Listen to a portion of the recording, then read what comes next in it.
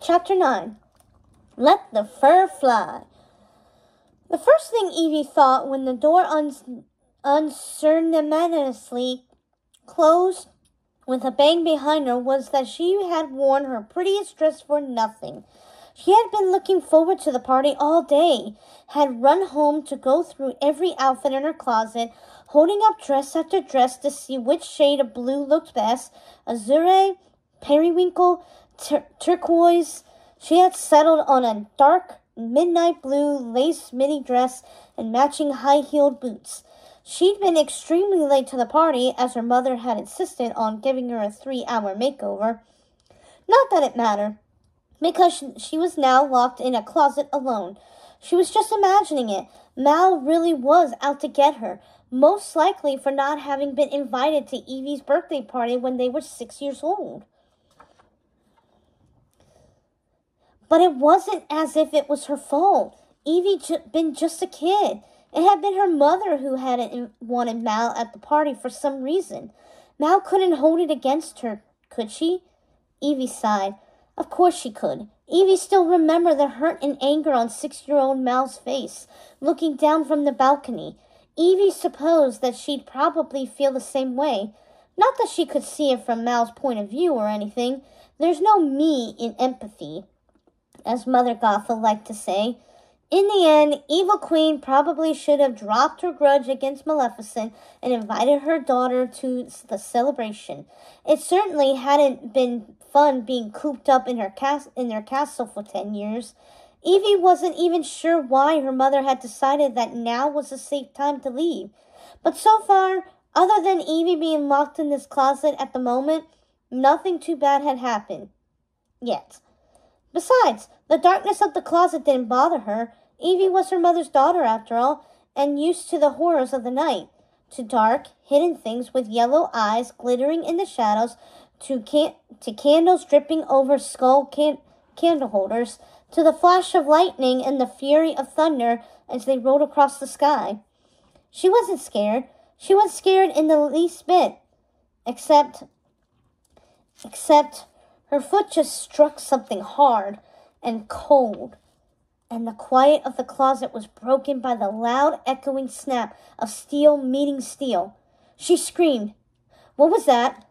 When her eyes adjusted to the dim light, she saw fur traps littered all over the floor, lying in wait for the next animal to wander through. There were so many of them that one wrong step would mean a trap would snap her leg in two. She turned back to the door and tried to open it, but it was no use. She was locked in there. Help! Help! Let me out! She yelled. But there was no answer, and the band was playing so loudly Evie knew no one would hear her, nor care. It was hard to see, so Evie felt her way tentatively in the darkness, sliding her left foot on the floor first. How many was there? 10? 20? 100? And how big was this room anyway? Her foot came in contact with something cold and heavy, so she retreated. How was she going to get out of this place without losing a limb? Was there another door on the other side, maybe? She squinted. Yes, that was another door. There was a way out. She headed slowly to the far end, the floorboards creaking ominously under her feet.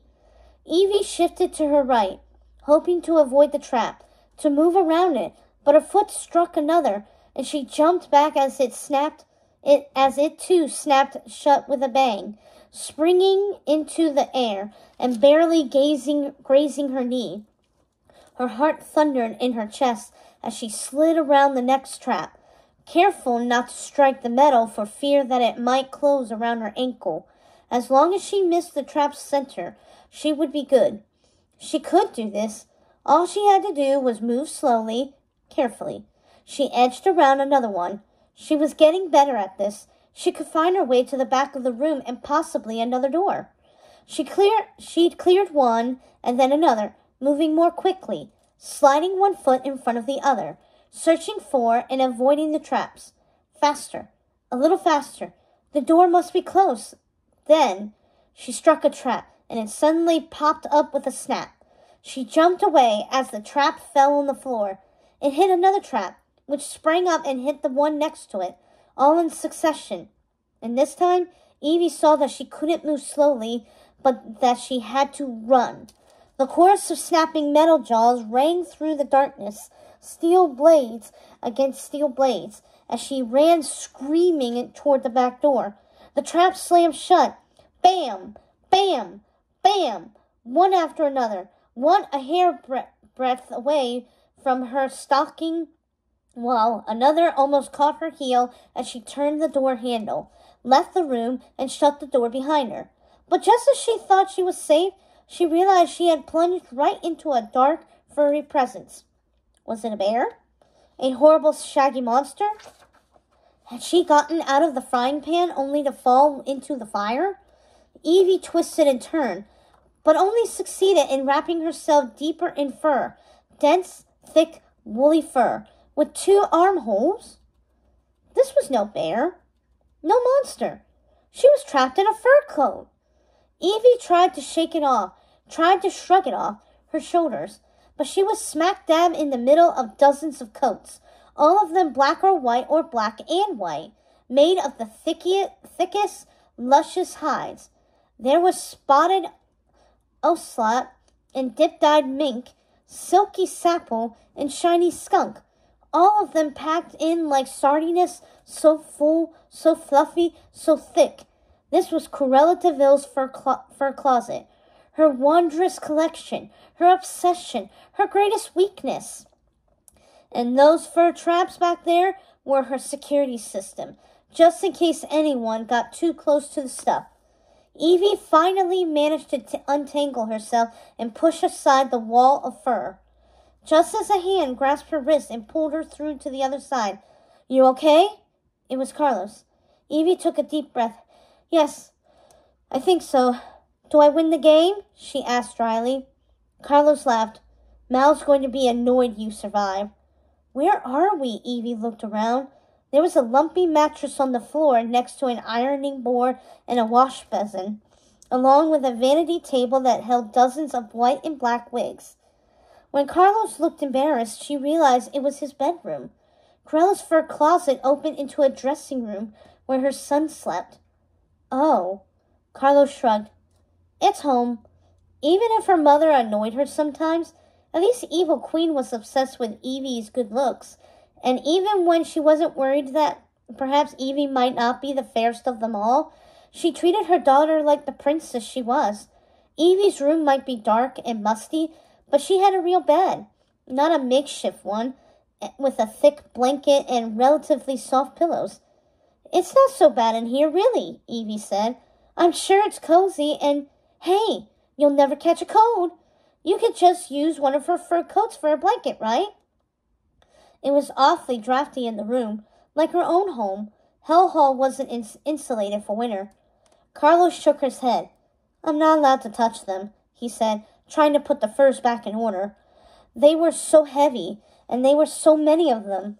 I'll fix them later. She doesn't come back till Sunday." Evie nodded.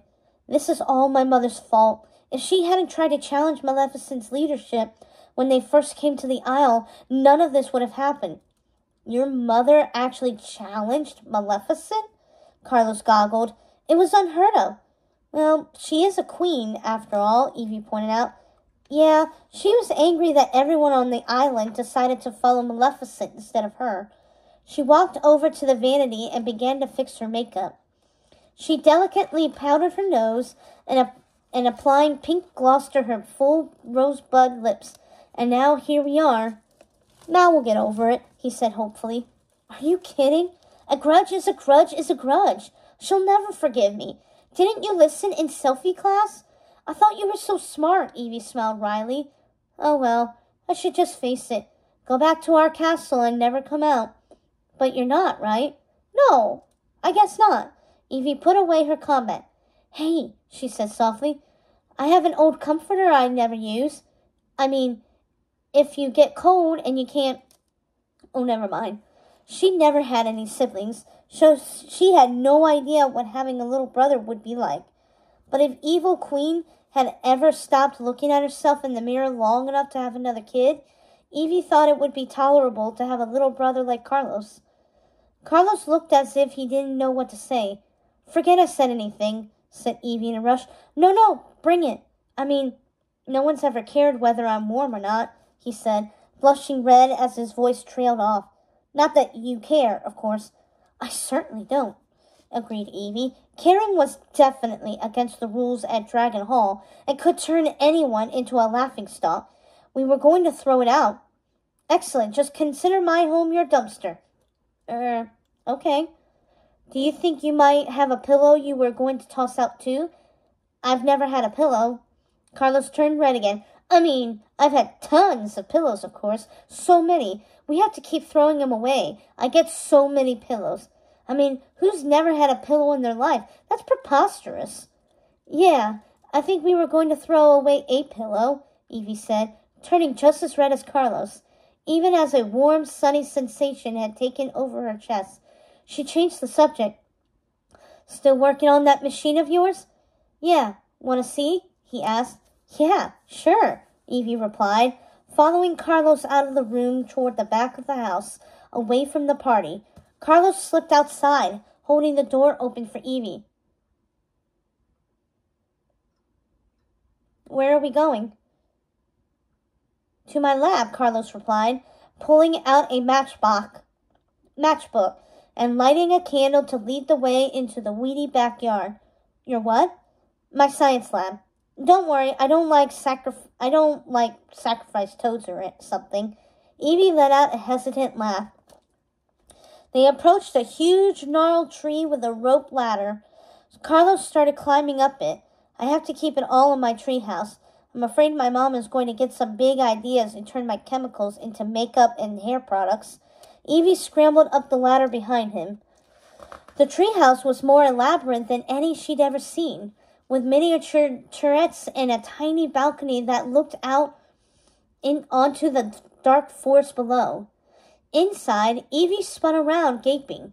The walls were lined with shelves of glass beakers, vials, and jars containing various neon-colored liquids. In the corner sat a small old television with about 15 different antennas strapped to it. What is all this? Evie asked, picking up a jar of something white and snowy. Oh, that's from Chem Lab. It's sodium polyacrylate.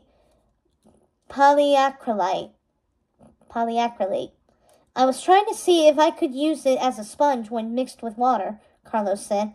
But here, this is what I wanted to show you. He pulled out the wire box contraption he'd been working on in class. I think I got the battery to work. Carlos fiddled with a few buttons and flicked a few switches. It sputtered to life, then died. His face fell. He tried again. This time it emitted a high-pitched squeal before dying.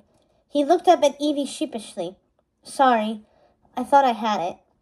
Evie looked at the black box.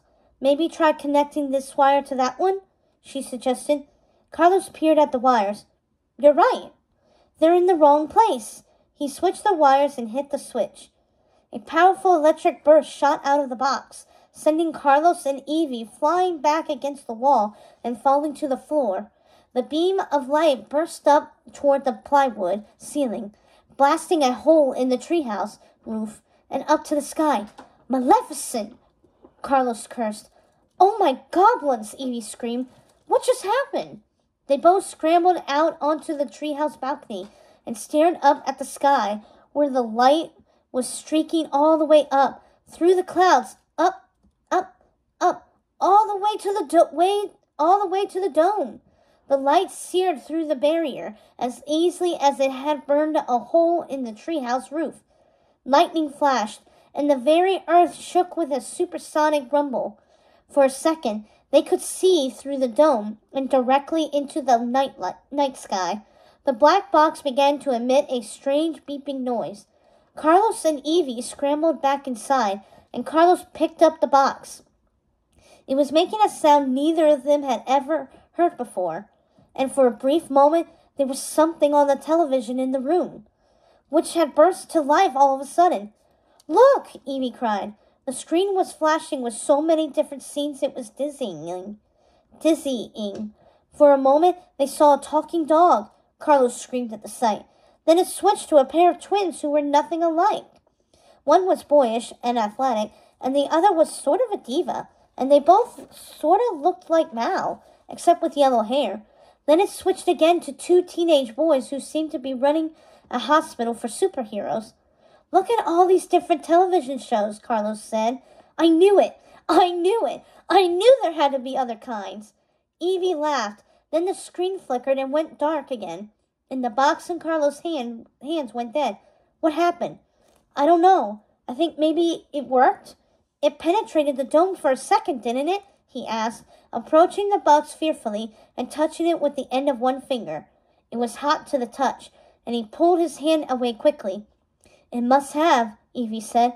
That's the only explanation. Promise you won't tell anyone about what happened, especially about the dome.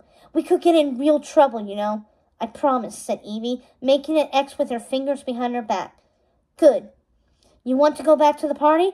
Do we have to? She asked, unwilling to find herself trapped in another closet. You have a point. And that show you like on Oridon News Network, that the one that features the Princess of the Week, is going to be on in 5 minutes. Excellent.